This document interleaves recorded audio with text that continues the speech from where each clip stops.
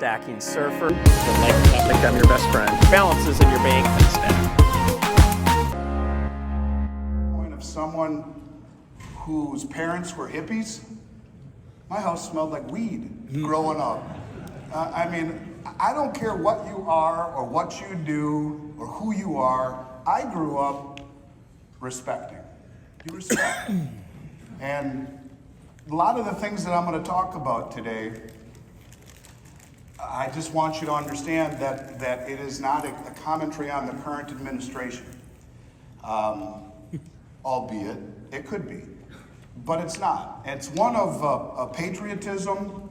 It's one of being an American. And the things that I see are disturbing me greatly. And that, you know, when I started this journey, it's not where it started from. It started from something else. And I'll talk to you about that here as I get going. The deeper I've gotten into it and the further this progression of, this linear progression of events, I called it, has played out, the more concerned I am. And I hope to show you and let you decide where we're going and how we got here and why things are unfolding the way that they are. So, I think this statement says an awful lot that the United States has done more to destroy itself in the past few years than any of our enemies could have done. And I mean that. The Sun Tzu, The Art of War, is something that for years, I would give presentations on misdirection. Misdirection is a very common theme, actually, in finance. It's taught in almost every major business school, on corporate hierarchy. It's taught in most law schools around the world on formulating arguments. Bill Belichick, it's Sunday. Bill Belichick, maybe the best football coach of all time, he uses it to formulate game strategy. If any of you play fantasy football and ever had a Patriots running back, you understand exactly what I mean. He may score 4 touchdowns this week, next week he'll be inactive. He uses misdirection. In other words, the next week's team is figuring, well, if he scored 4 touchdowns this week, we gotta formulate our game plan around that guy. Sunday morning rolls around, he's in your fantasy lineup only to realize he was a last-minute healthy scratch. The point of it is that misdirection is pervasive. It's everywhere. And that has a lot to do with the things that we are seeing. We are being misdirected in many, many ways. I hope to show you that. This term, logarithmic decay, if you watch any of my YouTubes, you know I won't shut up about it. To me, it makes the most sense. A lot of the things that we talk about, or I talk about, whether it be socially, economically, morally, little by little by little by little by little, and bang, all at once. Game of Jenga. How many pieces do you pull out before the bang all at once happens, before they pull the whole tower down? And in the meantime, most of the people don't have a clue until the bang all at once. If you pay attention and you don't look at the trees but look at the forest, you can see the little by little by little by little, and then all at once. And that's a very popular theme as I continue to talk about this, as we get through this presentation. You'll see, to me, this is where we are. The question is, are we here or are we there, as the graph says? I don't know exactly where we are, but think about all of the things socially. Like, for example, censorship. In 2020, to me, the censorship was the most disturbing thing of all, not the pandemic. And it was little by little by little by little by little, and now it's everywhere. You can't say the things you want to say on YouTube or they'll pull you off. I know people who have had their GoDaddy websites pulled, yanked, their IP addresses yanked. The little by little by little, then all at once, all of a sudden, what happened to the First Amendment and free speech? What happened to the ability to have civil conversations with one another? My wife says, don't you dare say a damn word when we go to Thanksgiving dinner. Not a damn word. But it's true. It's like, you know, my brother-in-law, I love him dearly. I can't say a damn word to him or it becomes a fight. Yeah. And he's smart. He's very well read, he just reads the wrong shit. And that's the bottom line. You know, and if I say that to him or anything else, it just, the whole room goes quiet. And, you know, so little by little by little by little, then all at once. And the problem is, I don't know any of you are baseball fans, but baseball meant everything to me for most of my life. And Randy Johnson, 6'11" pitcher, Hall of Famer for the Mariners, throw a ball 100 miles an hour. There was a bird, a pigeon that flew across the field right as he let go of the ball, and it exploded. I'm not kidding, the bird exploded. And I would say the majority of the public is in the batter's box with Randy Johnson right now, blindfolded. And if you don't see what's coming, you can't get out of the way, just like that bird. And if the ball hits you, you're in trouble. That's the problem. It's a noble effort to want to help everybody. Problem is, most people don't want to be helped these days, and you can only save the world one person at a time, starting with yourself. That's why I do these YouTubes. I don't need to, but I feel somehow that's what I am supposed to do. And I can't even wrap my head around why I do it. We've done $9 billion in sales, and I feel blessed. So why do I get up and do this to myself? I don't know. I feel I'm supposed to. Take it for what it's worth. It is. That's the only thing I can explain. So how did I get on this journey? I got on this journey because I used to do a lot of public speaking at events like this, and always looking for something to talk about. And back then, in 2017, it was hard to find things to talk about because the world moved at a very slow pace, at least in terms of the things that I focused on. And in 2017, it was a really bad time to own a precious metals company because you had Bitcoin going to the moon, you had equities performing perfectly, and you had gold languishing and falling. In fact, that was after 6 years of a bear market. Hit its peak in 2011, $1,950, $50 silver last time we saw that. And then slowly it meandered down. And in fact, 2017, I didn't want to go to work. I'd rather play golf. 6 out of 10 phone calls in 2017 were people selling. My whole career, which is 33 years, no one ever sells. And they don't sell because they buy it as wealth. They buy it to hope to never use it. If they need it, they're damn glad they have it. If not, they give it to their kids or their grandkids. There are very few things that you can pass on to your children or your grandchildren that have sentimental value. Grandma, grandpa, mom, dad, they did this for me. They thought about me. They put it away. And also intrinsic value. For 5,000 years, gold and silver has been money, wealth. When I started my company with my father, I was 19, barely 20 years old. And he said to me, there's one rule and only one rule, and if you don't do it, I'll fire you. I said, okay, one rule. What's your one rule? I can do that. He says, you'll buy something every 2 weeks. Okay. So here I am. I own the company. I'm the president of the company. I own it for a long time. He's alive. He's still my partner in some respects. My best friend next to my wife. Of course, honey, I love you. But I've honored my promise to my father. In life, if your word is worth anything, then to me you're a good person. People's words that are full of shit, to me I have no use or no time for, period. I just don't. That's what I've learned in this industry, but I've honored my word to my father, and every 2 weeks for 33 years, I've accumulated something.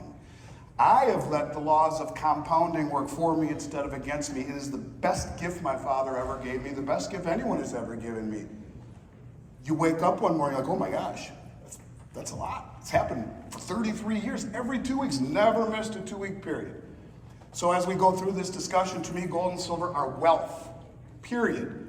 They're not an investment. Yeah, you own enough of it, you'll be wealthy. It's not an investment. It is wealth that has outlived 2 world wars, German hyperinflation, the Great Depression, every pandemic, and it just so happens that the most well-funded and, more importantly, well-informed traders on the planet, the central banks, just so happens coincidentally that they have purchased more over the last 18 months than at any time in history. Do you think that's a coincidence?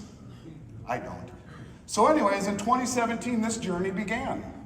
And the reason it began was because I'm about to give a speech at the Sprott show in Vancouver, and I'm thinking, what am I going to talk about? And I realized, well, that's interesting. The German Bundesbank has made a really big deal about repatriating their gold.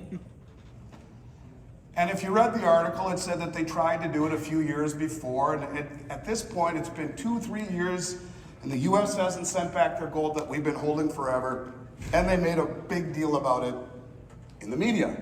Give us back our gold, says the Bundesbank.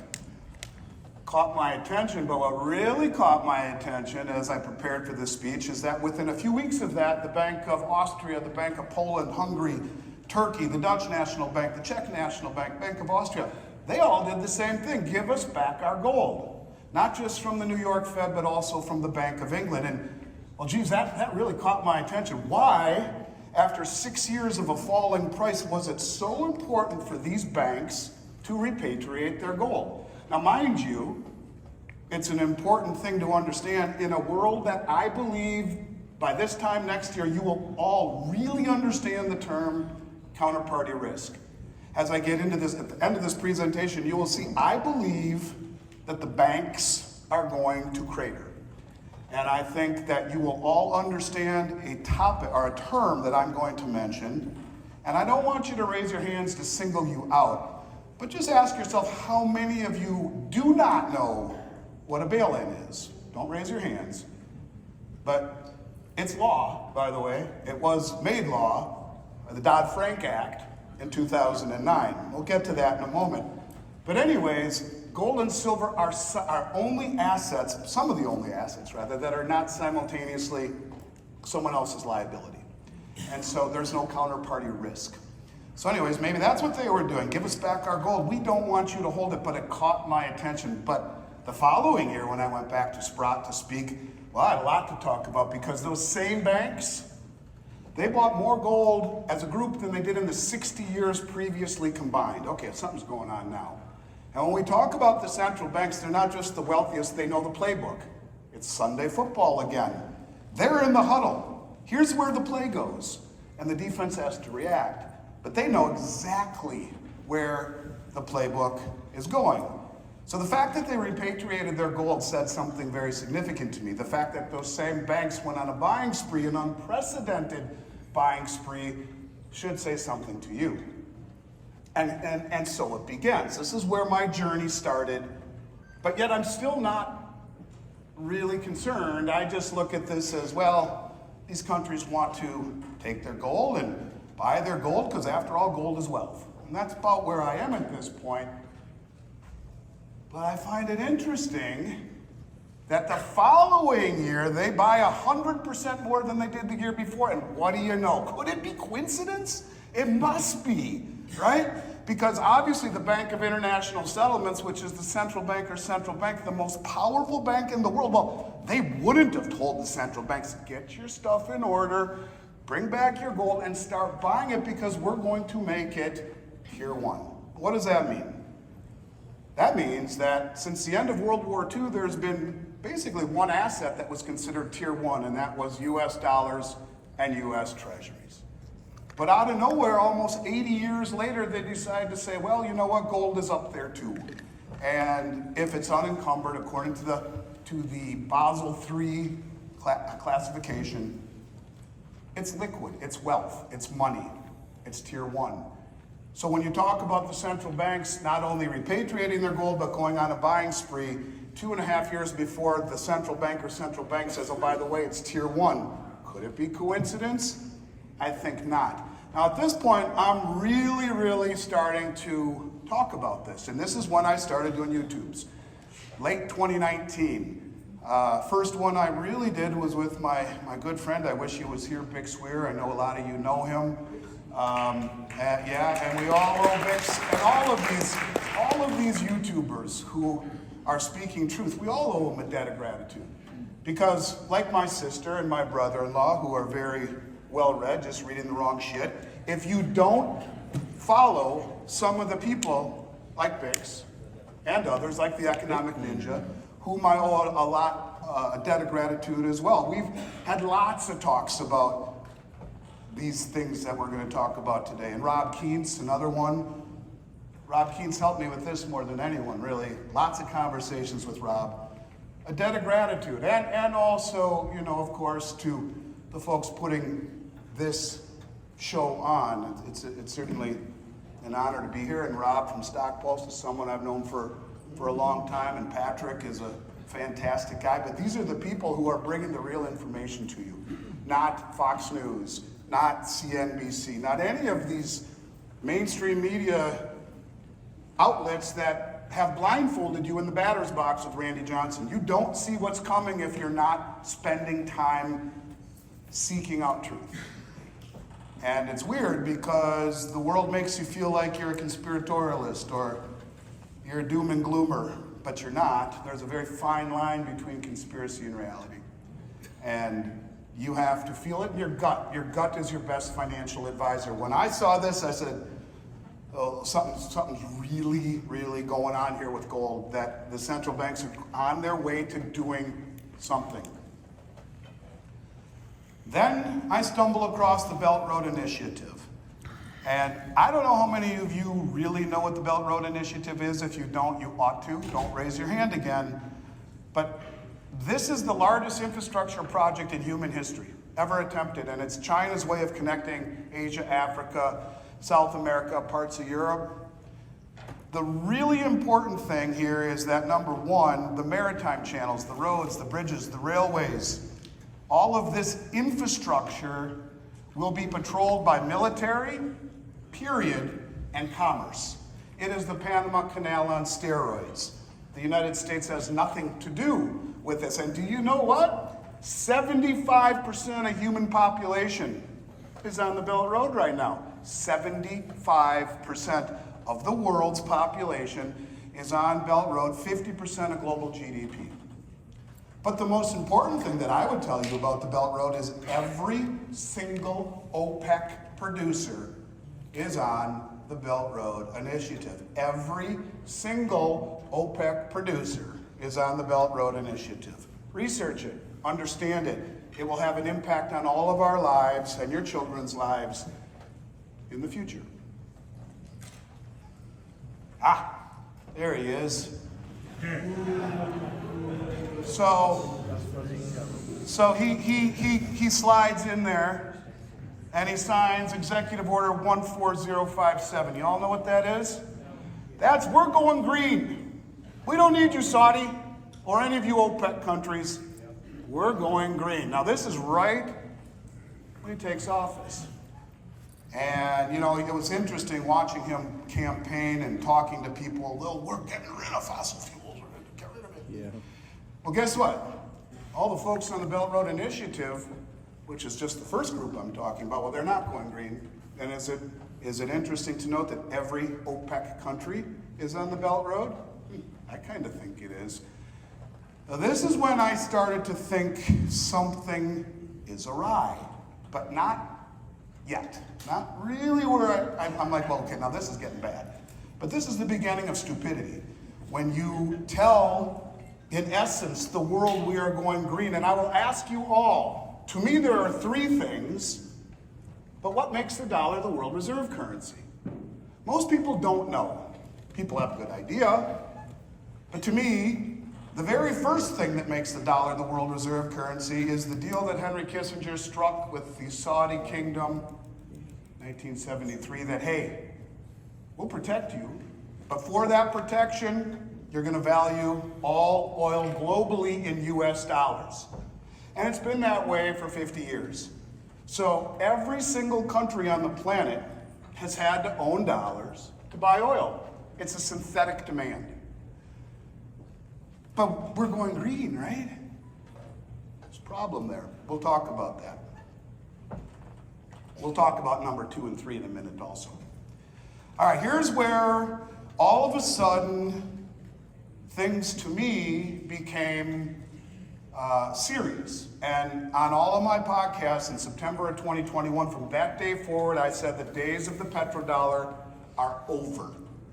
Now this coincidentally was the day after we left Afghanistan, the way Americans are supposed to do it, right? Right. With people hanging from a transport plane, with 3,000 American citizens left behind enemy lines, with freedom fighters who stood side by side with our military, risking their lives and that of their family to protect the American way, and we screwed them all. There's no coincidence that Saudi Arabia and Russia signed a joint military cooperation agreement. Now, let me say that one more time. Saudi Arabia and Russia signed a joint military cooperation agreement. Do we see a problem with that? Wasn't it our protection of the Saudi kingdom that gave us that dollar hegemony? Huh. Well, let's go back. Hey, he signs the executive order to go green. They all repatriate their gold. It's tier 1. We leave like a bunch of idiots. And then Saudi Arabia signs a deal with Russia. It's purely coincidental, don't you think? The day after that, they sign it with Nigeria, another large OPEC producer. Do you see the thing starting to take shape? At this point, I'm convinced, and I'm on this, and all I do every single day is scour the world for more stories that support this idea. Well, maybe I'm learning more and more about less and less till I focus on everything about nothing, but I don't think I am, because it's a much bigger thing that I see happening. And as I get through this presentation, I hope you see that with me. And I don't know what the ultimate end goal is. I don't know where we're really going. I have a decent idea. The thing that scared me the most about all this, you guys, is that this has all come true. And I've been saying this stuff, and it's well documented for 4 years, and it's all come true. When I was saying it at the very beginning, my wife says, you're saying the same shit over and over and over again, but it's coming true. No one was talking about it then, and now everybody is. Travis, the ninja, yeah, he was talking about it. Rob Keats, he's talking about it. They're here. They have my respect and admiration, but there are very few of us who are talking about this. And to me, it's all that matters, because this is going to reshape the way that the American economy and all of us live our lives. Right here, this is it. I mean, if we're not protecting Saudi Arabia and we're going green, do you see how this begins to unfold? Let's keep going. Okay, now, if you are the steward of the world reserve currency, it is not your prerogative to say, you guys on the left side of the room can use a dollar, but because you guys stayed out and drank tequila last night and are not bright-eyed and bushy-tailed, you're done, you're out, you're cut off. You guys in the middle, you're okay too. So the point of it is that it's not for the United States to be able to say, you can and you can't. I mean, aren't we the country that went into Iraq under the guise of weapons of mass destruction? Sorry, didn't find them, but yet no ramifications, right? Do you guys realize that Iraq has made trading in dollars illegal? If you own a company, you go to prison, they'll take your business. Do you realize that in 2022, we invaded Iraq in 2003. Last year, in 2022, the Iraqi government made $90 billion in oil sales. And do you know where all that money is? It's in an account at the Federal Reserve. They're not even allowed to transact business with other countries and keep their own money. It has to go into an account that the babysitters monitor. Can you see why the world is not very happy with the United States? They look at us as being completely hypocritical. Now again, this is why I said what I said at the beginning of the presentation. I am a patriot. I love this country. I'm very saddened for the things that are happening. But ask yourself, if someone invaded our country and our natural resources were being sold, well, we had to give the money back to that country who's still occupying our country, in their minds completely illegally, for over 20 years. Do you see a problem in this? We are viewed as hypocritical. We are viewed as tyrannical. This weaponizing of the dollar is the rallying cry that is bringing everyone to the table, to the BRICS, to the Shanghai Cooperation Organization, to the Eurasian Economic Union, to the Belt Road Initiative, the majority of human population is not looking at the United States as they once did, and many of these countries say, shit, are we next? What do you think Saudi Arabia says? They are selling their bonds. They have the least amount of treasuries that they've held in the last 6 years. How about China? About all of the countries out there who figure if we're not on the right side of the US agenda, well, they're going to take our stuff too.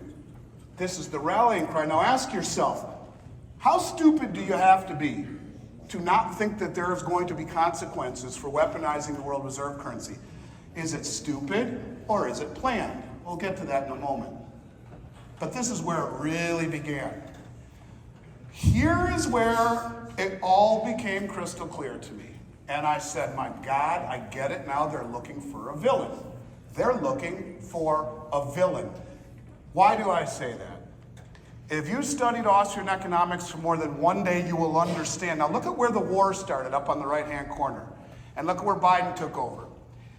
When Biden took over, in the last 4 years, the United States has printed more money than in the history of the United States before it. More money in 4 years than in the history of the country preceding it. And ask yourself this question. Well, don't ask yourself the question. Let me just finish my statement. And that is, if you've studied Austrian economics for more than 2 seconds, you would understand that inflation is always 100% of the time a monetary event. It is increasing the money supply, period. When he says it's Putin's inflation, I'm like, that's it. That's what they're doing. They're trying to find a villain. They're going to reset the system, they're going to blow it all up, and they're going to blame it on those sons of bitches, Xi Jinping, Putin, and OPEC. This is when it became crystal clear for me that this is a whole lot deeper than I had even thought. I thought it was about de-dollarization and countries wanting to stand on their own feet. It's a whole lot deeper than that, in my opinion. This is about what I think is a planned demolition and finding a villain to blame it all on. How can he say, right there in the top right, it's Putin's inflation when inflation went to the moon from the moment Biden took office? Ask yourself that. And that's the part about the people not reading the right stuff. They're just dumb because they listen to what they're being told without researching the facts. Facts are inflation causes inflation. Money creation causes inflation, not Biden and supply chain disruptions. Yes, that adds to price inflation if there are disruptions in the supply chain, but the increase in prices is due to an increase in the money supply. So think about this for a moment. Strength in numbers. Well, every single OPEC country is on the Belt Road Initiative. That's pretty big. The Shanghai Cooperation Organization. The reason I talk about, and have since the beginning, all of these groups, the Eurasian Economic Union, the Shanghai Cooperation Organization, the BRICS, and the Belt Road Initiative, is that they're all the same countries. They're basically all the same countries. And in fact, the president of Belarus has just proposed a summit for all the delegates of the Eurasian Economic Union and the Shanghai Cooperation Organization to get together and to join the BRICS. It's going to happen, 100%.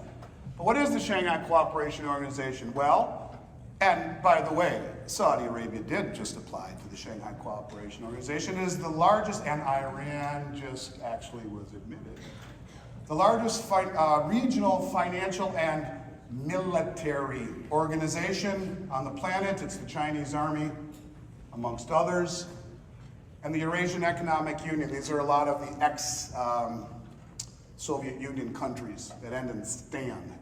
All of these countries, they all are together in all of these groupings.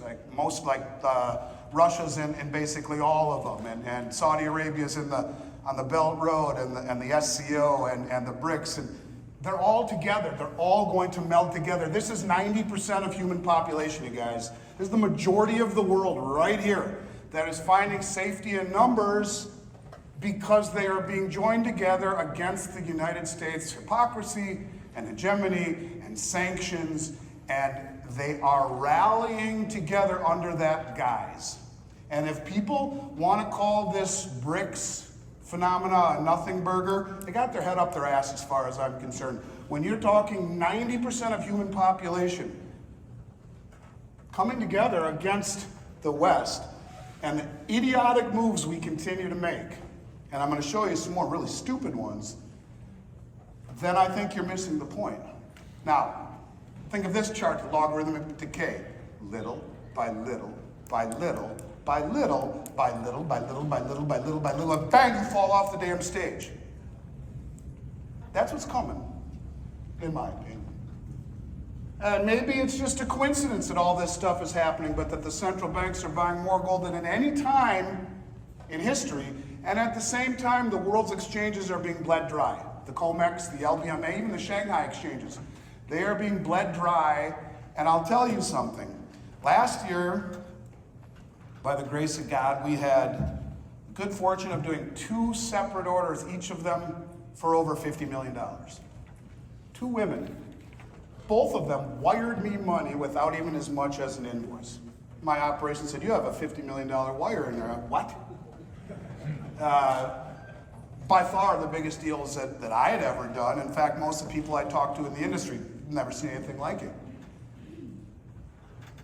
The point of it is that you are beginning to see the smartest people in the world accumulate gold. And it's a big deal because it would be much easier to send me a wire for $50 million than it would for you to try to off-take COMEX bars or take possession of London Good Delivery bars and to actually take possession of them. It is incredibly sophisticated and incredibly difficult. And then you get a giant bar that's 400 ounces off the LBMA or 100 ounces off the COMEX. What are you gonna do with it? How about all the silver that's disappearing off the exchanges? 5,000 ounces in 1,000-ounce bars. What are you gonna do with it? These are people who are taking this stuff and it ain't ever, ever, ever coming back. It's a one-way ticket. But why isn't the price going higher? Because they are using the suppression of the Western paper markets in order to run cover, misdirection, no look pass, to run cover for their draining of the supply. Well, price isn't going up, Andy. How could the central banks be buying? Let me explain to you how they could do it. If these 4 chairs represent 4,000 ounces of gold in my warehouse right now, and the price of gold fell by $100 recently, does that mean I'm down $400,000?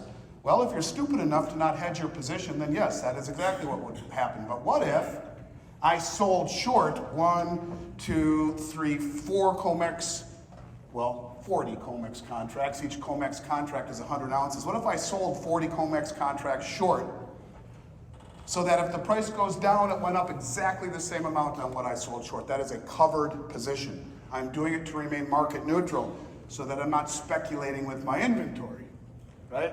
So I'm even, right? I can't hedge the premium that's killed a lot of companies over the last several months. I had 90,000 Silver Eagles that I paid $9 over for. And we're selling them for $5 now. There's a problem there, but that's part of the business. You can't hedge the premium, but I can hedge the metal exposure.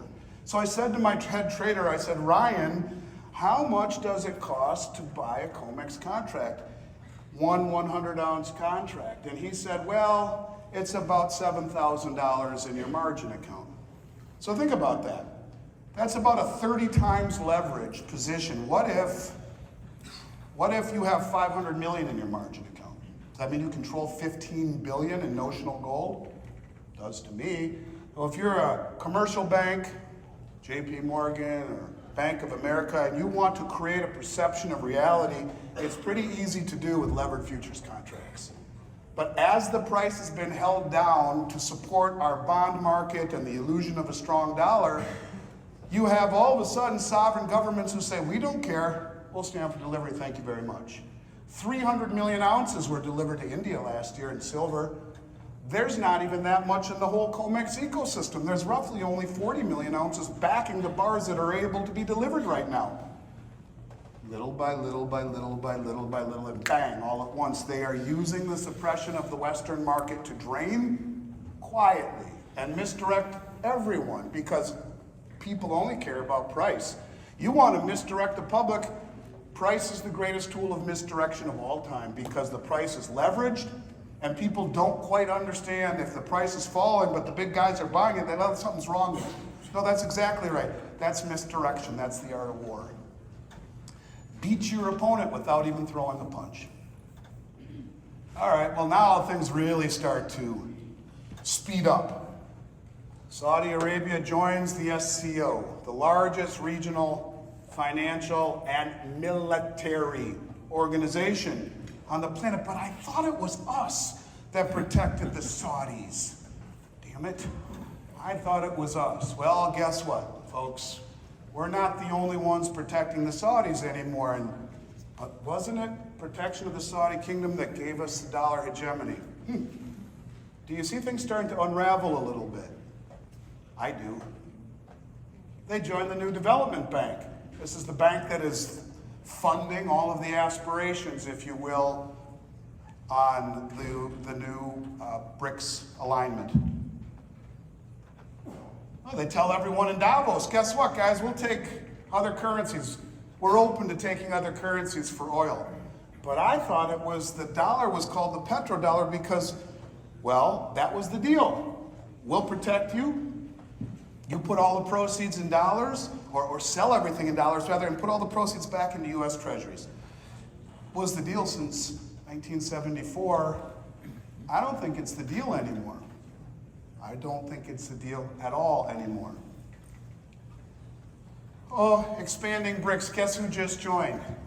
Saudi Arabia was formally admitted into the BRICS. Argentina, largest producer of natural gas in South America, and the Straits of Magellan. Straits of Magellan, you're talking all the shipping routes. These are all very thought out, planned. Egypt, Straits of Hormuz, Suez Canal. Ethiopia, fastest growing economy in Africa. Iran, in the span of 1 year, country that we are sanctioning, right? Sanctioning. What did they do? They joined the BRICS, they joined the SCO. Do you think they care one bit about our sanctions anymore? Do you think that they found a way around it? How about selling their oil to China for the yuan or the petro-yuan bond, which is immediately convertible into gold on the Shanghai Gold Exchange? Seems pretty easy workaround for me. And of course, the United Arab Emirates. You're controlling the majority of the oil in the world. You have the majority of OPEC now in the BRICS, and most of the shipping lanes in the Middle East and in South America. This is all very well thought out. So, all right, let's just stop right here and say, it's pretty easy to see that the petrodollar ain't what it used to be, and it's on the way out. Okay, so what are the three things that make the dollar the world reserve currency? Well, it's the protection of the Saudi kingdom, check. And how about the full faith and credit of the United States? Well, let's talk about the faith for a moment. This is the part that I got that when I started this conversation, and my wife has warned me, so I'm not gonna go as deep and visceral as I would like to. But this is what pisses me off more than anything on the planet, right here. Faith. People have walked from Central America barefoot to leave an authoritarian regime and to find liberty and justice. Remember when we used to say the Pledge of Allegiance? Liberty and justice for all? How is it that I can still remember that? Bet you my kids don't. That's the sad part. They've walked across God knows how many miles to find a better life. Freedom, liberty, justice. People have tied together inner tubes and floated from Cuba to find a better life. Liberty, justice, freedom. And when I look at what's going around this country, and that's why I told you my house smelled like weed growing up. My parents were hippies. Nothing freaks me out, right? But what I see here really freaks me out, right? I mean, that's why I said I respected everyone. I don't care what your background is, what your sexual preference is, what drugs you want to do. I respect you. You're still my friend. Just don't, don't push it on me. Good. How about little by little by little by little, then all at once? Transgenderism, cancel culture, divisiveness. Black versus white, red versus blue, vaccine, no vaccine, rich versus poor. Don't say a damn word at Thanksgiving, Andy, not a damn word, because we're not united anymore. After World War II and the Great Depression, what were we? We were united. We all believed in God, the nuclear family. We respected the police. I left Minnesota not to save money on taxes. I left Minnesota because we defunded the police, and I watched the 3rd Precinct burn down on national TV with horror in my heart. Like, my God, what is happening to my great state where I grew up? I was proud to be from Minnesota, told my wife, I'm never leaving Minnesota, never. This is my home. And now I can't even believe what I see when I look at what once was, I thought, one of the best hidden gems in the United States. Safe, great food, lots to do, very Minnesota nice, and all that stuff. It's true, till it's not. And I think what is happening is not lost on not only our adversaries, but also our allies. And when you talk about the weaponizing of the FBI and the Justice Department, it is horrific as it gets. I don't care what you feel about Trump or what you feel about Biden. No one in this room, if they're honest with themselves, will tell you that the law has been administered equally. And it's a shame. Now again, think about the title or my thought process. Could this be intended? Could it really be that we're that stupid in everything we do? We weaponize the dollar, we think there's no consequences, unintended consequences, or we show the world that, people say to me, well, who's gonna trust China? Okay, well, who the hell trusts us anymore, you guys? Really? I mean, who trusts our politicians? Look at what's going on. At the 12th hour last night, we averted disaster, right? They signed a bill for another 45 days, bankrupting our future even more to keep the government going, right? Do you know that it was in the bill, or it was already disclosed, that if the government had shut down, our federal workers would have been furloughed, but we would have still paid 57,000 Ukrainian first responders. We still paid them, but we'd have furloughed our people, even those at the border. We would have paid not only the salaries, but the pensions of the Ukrainian government. Where $5 billion is too much to build a wall, what other country can you just stroll on in on? $5 billion is too much to build a wall to keep our kids from dying of fentanyl poisoning. Freaks me out more than anything about my youngest daughter. She's a free spirit, great kid, and God forbid she does something stupid at a party. God forbid. But that's what's the reality of it. It's killing more teenagers than any other cause of death in the United States. Fentanyl poisoning. $5 billion is too much to build a wall, but let's give $150 billion to a country we have no business supporting in this way. We don't. It's not our position to do this. We can feel sympathetic. We can help in other ways. We can send charity. But we're bankrupting our country. At the same time, we are doing this.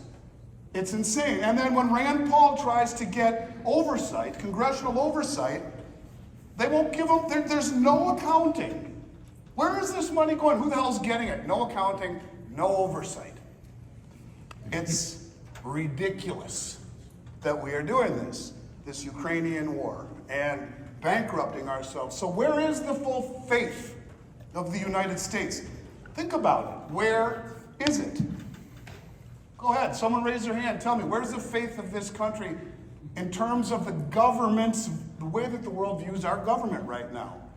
I bet you I don't see a hand. Well, the point of it is, put this all together. We haven't got to the credit yet, that's coming.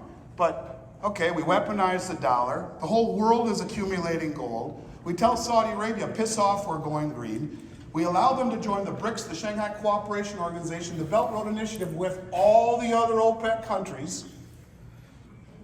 Hey, do you see this starting to create this one big ball of shit? I do. I hope you guys do too. I'm sorry for using profanity. I really want to get my point across. I don't like to do that. My wife is going to tell me I was dumb for doing that. But I want you guys to understand how much this kills me. And this is why I do what I do. Because I believe the faith of this country has been lost. And we are no longer unified. And what does the Communist Manifesto say? Divide and conquer. Are we all divided? How many of you can go home and call your family or your friends and talk to them about what you learned here before they say, I gotta go, bye. Oh God, it's him again. I mean, the first report I ever wrote, well, I used to write newsletters before YouTube, was called My Wife Likes to Go to Parties. My dad said to me, I'm not gonna be alive forever, Andy, you gotta learn to write. So I wrote My Wife Likes to Go to Parties. And that was the name of it. And it had to do with the fact that I sold my house in 2004 and put all my money into silver at $9 an ounce, the equity. I had a friend who played pro baseball, and at a big party, he lambasted me. He looked like Mr. Clean, 6'4", bald, big as hell, loud. You walk into the front door, he's in the basement, you know he's there. Well, why would you do that? I'm a professional gambler too, and I can make more money playing poker than you could renting and putting in silver, and there's so many good deals out there. And I didn't say a word, I laughed. Of course, what's the old saying? He who laughs last, right? So I sold that silver a few years later at $45 an ounce and built a dream house. But the point is, my wife on the way home says, why didn't you say anything? I said, you like to be invited back to parties. That's the point, you guys. How many people get it? So this is an opportunity, and YouTube is an opportunity for me. It's kind of cathartic to speak my piece. I live in a very, very affluent golfing community where the guy across the street from me is one of the biggest financial advisors in the state of Florida. He's on the Forbes top 20 list, manages billions of dollars. Wouldn't know a gold or silver coin if it fell on his foot. The only time he brings it up to me is after it's down for a couple of days. Oh, what's going on, gold and silver? Shut up, Sean. That's what I want to say. It's like, But the point of it is that no one gets it. It's a lonely feeling having these feelings. But my point of it is that it all comes back to the faith. The people like Sean who don't get it have recency bias, normalcy bias, they read the wrong shit. But the rest of the world who sees the truth, they've lost faith in this country. They've lost faith in truth, in liberty, in justice. They've lost faith in the country that I grew up in, that gave me all these opportunities. And this is where it starts to get pretty scary, if you ask me. Well, how about the credit? Check this out. By the way, how many of you know how big a trillion is? I mean, I'm sure there are a lot of millionaires in here, and you've all probably made $1 million over your career, but let's say how big a trillion is. 1 trillion seconds ago, 31,688 years ago. So, 1 trillion seconds ago, Neanderthals were stalking the plains of Europe. We have $5 trillion in assets, folks. Do you know what the biggest asset is? And if you know it, don't answer, because let's let the other people puke for themselves. What is the biggest asset of the United States? All right, how about this? Raise your hand if you know what the biggest asset is in the United States. Okay, for the rest of you, you might want to stick your head under the table and get ready to throw up. The biggest asset of this country, so help me God, Google it, is student debt. $1.6 trillion, over 40% of the assets of the United States is student frickin' debt. They consider that an asset. The government, and that's why when Biden says, oh no, forgive student debt, yeah, he's talking about peanuts. A little tiny bit of it. $1.6 trillion, and they passed a law several years ago, even if you file for bankruptcy, too bad, you can't get out of it. It's an asset to the government, the biggest asset we own. And, you know, a lot of talk about this $32 trillion debt. Well, how about Medicare and Social Security? And this chart is a little outdated. It's actually higher than that now, but the point of it is, we are 125% debt to GDP. We are insolvent. We are a banana republic. I got a good idea. Let's give $150 billion to the Ukraine. That's a great idea. Do you see what's happening to Philadelphia, to San Francisco, to New York, to all these cities that are becoming God knows what. But let's give it to another country because we don't have it anyway. We're going to borrow money with no oversight and give it to the Ukraine. Let's not help San Francisco. Yeah, some people, well, they did it themselves. They sanctuary cities are idiots. Well, maybe. But that's before we were united, right? We're not united anymore, right? They're on their own. Fuck them. Well, you know what? It's so stupid. How about shore up our own country? Bring home the troops. Close the military bases. Defend our border, for God's sakes. We're being overrun. We are. I mean, I'm sympathetic. My parents were hippies. I get it. But it's wrong. And we're destroying this country little by little by little. And I keep saying that until I fall off face first right here, then all at once. And how can you say otherwise? Remember, the petrodollar, check. Faith, check. Credit. Are we really the strongest country in the world when we're 150 trillion in the hole? Trillion seconds ago was 31,688 years ago, and the biggest asset is student debt. Reading the wrong shit. That's my point. People don't get it, and this is what gets me so fired up and so why I can do this every morning. I don't need to. But when you're gone, what are you? You're remembered as someone who tried a little bit. If I help one person, great. You know, people, he's just talking his book. Let me tell you something. That's why I tell you, I come from nothing, zero. $60,000 was loaned to us in 1989 by Donnie Franklyn Schiff. God rest Donnie. And that's it. We come from nothing. I got to $9 billion in sales for 33 years by doing things the right way. This country gave me opportunities. And everything that I love about this country is going to help.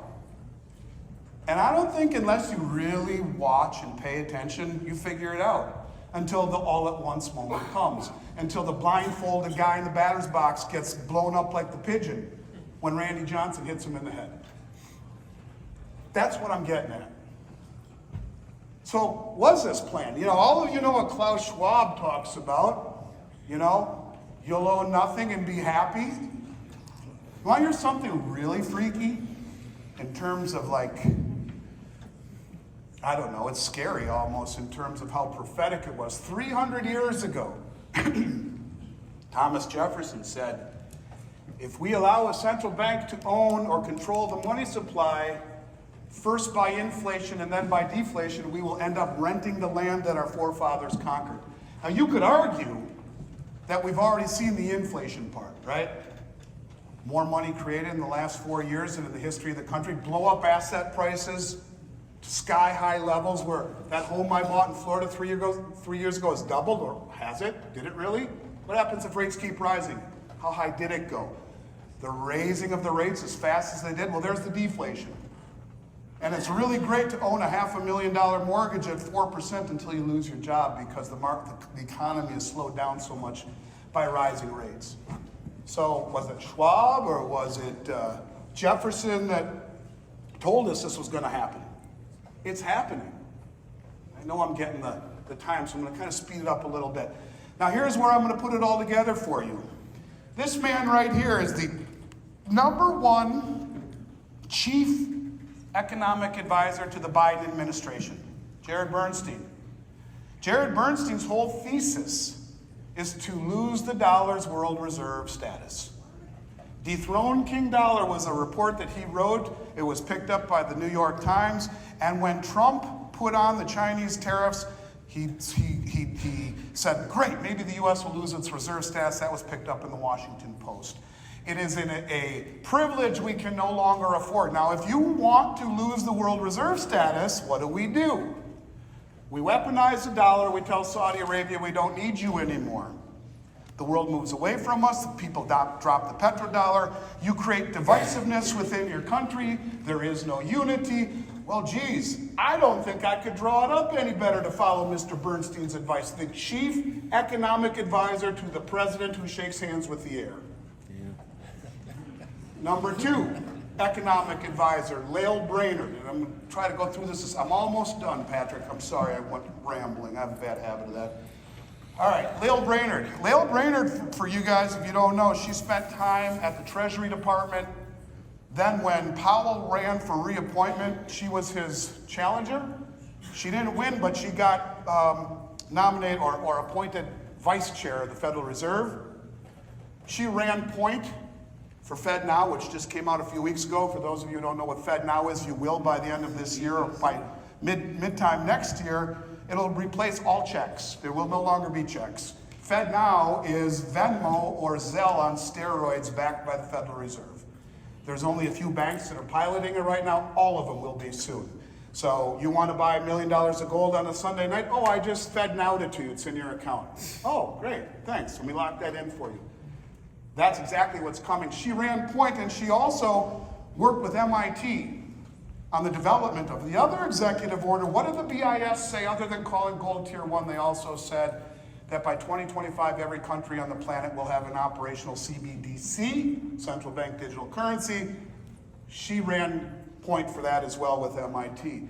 It is coming. She wants to get rid of the banks, right? She wants to go modern monetary theory directly from the central bank. How do you do that? Well, you got to blow up the banks first.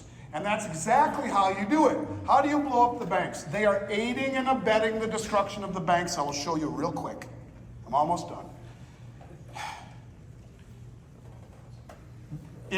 When Silicon Valley Bank failed, by the way, do you know that Silicon Valley Bank for 3 years had 10 accounts with $14 billion, 10 checking accounts with $14 billion in it. For 3 years, earning zero with $250,000 FDIC insurance. Where was the Fed then? Where was the FDIC then? Where was risk management for the corporation or for the bank?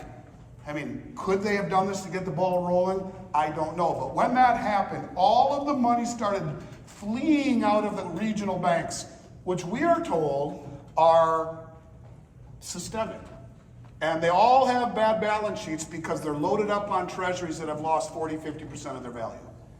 And they have very little in the way of reserves. So when people redeem their money, they have to sell their treasuries at a massive loss. And in the case of Silicon Valley Bank, in 36 hours, gone.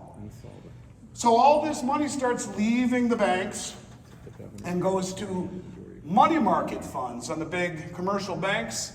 And all of the money market money is allowed to invest in the overnight reverse repo market controlled by the Fed. And the Fed said, well, we should probably stop this because all the money is coming out of the banks into the too big to fail banks in the money market accounts, because the money market accounts will pay you 5.3% backed by the Fed with daily liquidity, or you leave it in a regional bank that when they fail, they will be bailed in. Now, most of you know what bailed in is. A lot of you don't. Don't raise your hand, don't want to single you out, but when the Dodd-Frank Act happened in 2009, banks are to be bailed in. You are an unsecured general creditor. This is why the Oklahoma senator was so pissed off at Janet Yellen and said, you just bailed these guys out. Remember, $14 billion in 10 checking accounts. Really? How about put them in treasuries? No, we'll leave in the checking account because that's smart. There's no interest and there's no insurance and, okay, it's okay. But look, he said, you just bailed those guys out. It's illegal. Does that mean if a bank fails in Oklahoma, you're going to make my constituents whole? No, she said, requires an uber majority vote from the FOMC, which is the Fed, the FDIC, myself, and the president. What she said right there is the next time a bank fails, it's going to be bailed in.